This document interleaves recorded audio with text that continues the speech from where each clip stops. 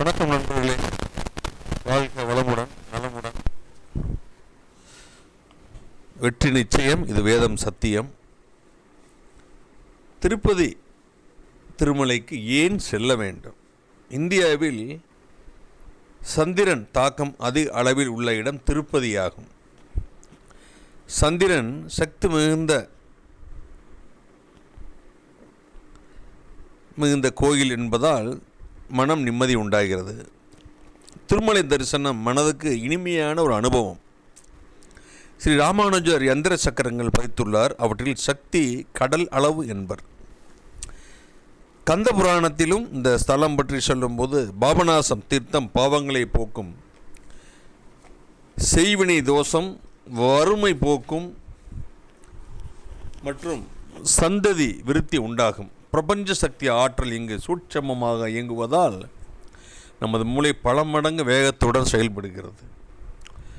இதனால் தன்னம்பிக்கை பல மடங்கு அதிகரிக்கிறது. வாஸ்துப்படி வடகிழக்கில் அருவி அமைந்துள்ள பள்ளமாக உள்ளது.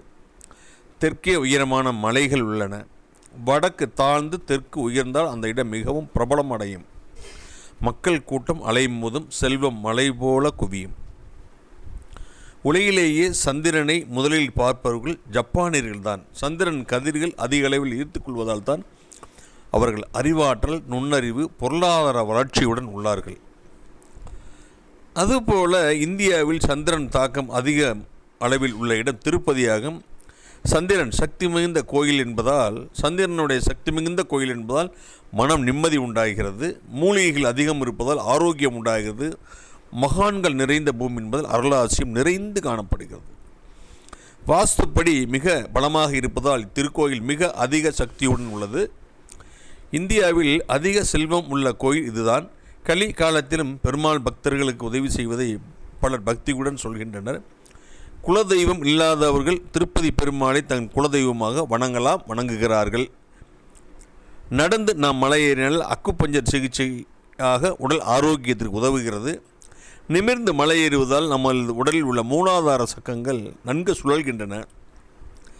சந்திர தசை மற்றும் சந்திர புத்தியால் நடப்பவர்கள், தோல் நோய் உள்ளவர்கள், மன அழுத்தம் மற்றும் மனநிலை பாதிக்கப்பட்டவர்களுக்கு இந்த திருக்கோயில் சிறந்த பரிகார ஸ்தலமாகும். திங்கட்கிழமை இரவு தங்குவது சிறப்பாகும். ஓம் நமோ வெங்கடேசாய நமக. சகல ஐஸ்வர்யங்களும் கிட்ட பலன் தரும் ஏழுமலையான் ஸ்லோகம் இது. ஸ்ரீய காந்தாய கல்யாண நிதையே தினாம் ஸ்ரீ வேங்கட நிவாசாய ஸ்ரீனிவாசாய மங்களம் ஸ்ரீ வெங்கடாசலதீசம் ஸ்ரீயாத்யாசித வஷயம் ஸ்திரிதசேதன மந்தாரம் ஸ்ரீனிவாச மகம் பஜே. இதனுடைய பொருள் என்ன அப்படின்னு பார்த்தீங்கன்னா, திருவேங்கடமலையில் வாசம் செய்யும் ஸ்ரீனிவாச பெருமாளே நமஸ்காரம். அனைத்து மங்களங்களையும் அளிப்பவரே, வேண்டும் வரங்களையெல்லாம் வழங்குபவரே, மதிப்பிட முடியாத பெரும் புதையல் போன்றவரே நமஸ்காரம். மகாலட்சுமி வசிக்கும் அழகு மார்பு உடையவரே, துதிப்போர் அனைவருக்கும் கற்பக விருட்சம் போல் நன்மைகளை பொழிபவரே ஸ்ரீனிவாசா நமஸ்காரம். ஸ்ரீ வேங்கடவன் திருவடிகளே சரணம் சரணம் சரணம். அதாவது பார்த்தீங்க அப்படின்னா, அந்த காலத்தில் ஒரு பாட்டு, திருப்பதி சென்று திரும்பி வந்தால் ஒரு திருப்பம் நேருமடா, நினைத்ததும் நிறைவேறுமடான்னு சொல்லுவாங்க. அந்த காலத்தில் போக்குவரத்து வசதிகள்லாம் கிடையாது. திருப்பதி போயிட்டு வந்தாவே லைஃப்பில் ஒரு டர்னிங் பாயிண்ட் சொல்கிறாங்க. ஏதோ ஒரு சம்திங் இல்லாமல் யாராவது போவாங்களா? கொஞ்சம் யோசனை பண்ணி பாருங்கள். நாளுக்கு நாள் திருப்பதி வெங்கடாஜலபதிக்குள்ள சொத்துக்கள் அதை கவுண்ட் பண்ணினாவே ஒருத்தருடைய ஆயுள் சரியாக இருக்குமா. அவ்வளோ சொத்துக்கள் இருக்காங்க. 100 கோடி 200 கோடி 500 கோடி கொடுக்குறாங்க.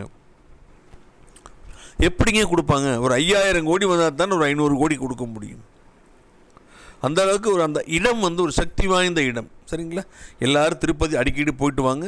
மீண்டும் ஒரு நல்ல பதிவில் சந்திக்கிறேன். நன்றி, வணக்கம். இந்த நாள் இணைய நாளாக என்னுடைய வாழ்த்துக்கள்.